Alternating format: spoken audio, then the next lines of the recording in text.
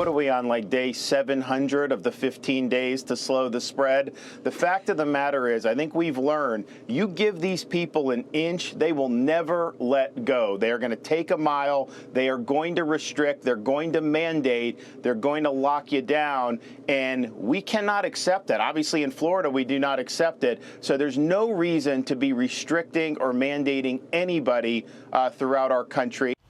Speaking of Florida, Ben Shapiro, editor emeritus of the Daily Wire, moved from L.A. to Florida during the pandemic, and he joins us, I believe, from Florida right now. Ben, good morning to you. Good morning. Good morning. So the Senate has voted to block Joe Biden's vaccine mandate for employers. You have been fighting the federal government in court. Where are you at this point? So basically, we are still on hold with the Sixth Circuit Court of Appeals. The government sort of pushed back against a stay that had been put in by the Fifth Circuit. We put in a brief on that. So everything is sort of in a holding pattern at this point in the court system. Obviously, there's a national stay that's been put on the vax mandate. But we assume that eventually this case is going to reach the Supreme Court. And we've asked people to sign a petition that we've put out there called DoNotComplyPetition.com. Already 850,000 Americans have signed a petition saying they're not planning on complying with any sort of employer vax mandate pushed by this administration. But we should point out, and you've said this on this program before, you're not anti-vax. You've been vaccinated. Your family's been vaccinated. We've all been vaccinated. You're just anti-vax mandate. Correct. There's a massive difference between being anti-vax and anti-vax mandate, despite the attempts to literally redefine the term anti-vax in the dictionary.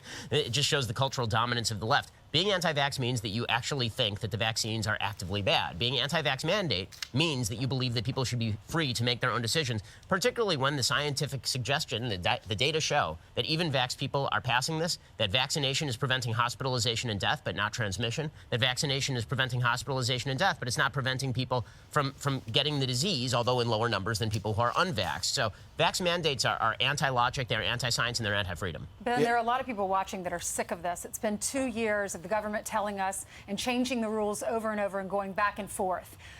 If people want to get involved, they can sign your petition, right? That's right. DoNotComplyPetition.com to get involved. And then you can move down. If you're in a blue state, move to Florida. Florida's a great state. You heard our governor. We'd all like to. You know what's interesting? Governor Polis of Colorado said, you know, Democrat. The problem is, Democrat said, you know, the problem is unvaccinated in his view, but he's done. State of emergency is over. And here's the bad part.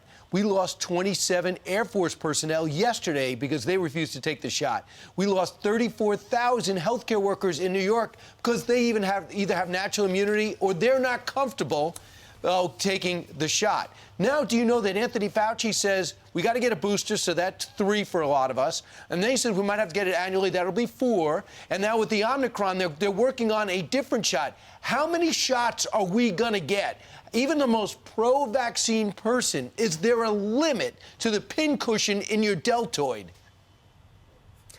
No, I think that until your body is 80% composed of the actual vaccine, then they're not going to allow you to be free. Listen, if you actually think at this point that there is any point at which the left is going to allow you to live your life, that if you just do one more thing, the left will allow you to get back to normal, that's just not true. They made a promise. The promise was a lie. Their promise was they would be able to stop COVID. No government anywhere on earth has been able to stop COVID. The only thing the government can do is make the vaccines widely and universally available. They've already done that. That means now we all get to go back to daily life. And we here in Florida, we know that because we've been living normal daily life for well over a year at this point. That's right. Ben Shapiro, author of a great book called The Authoritarian Movement. Ben, we thank you very much. Also, check out his The Ben Shapiro Show. Thank you, sir. Ben. Yeah. Thanks so much. I'm Steve Ducey. I'm Brian Kilmeade. And I'm Ainsley Earhart. And click here to subscribe to the Fox News YouTube page to catch our hottest interviews and most compelling analysis.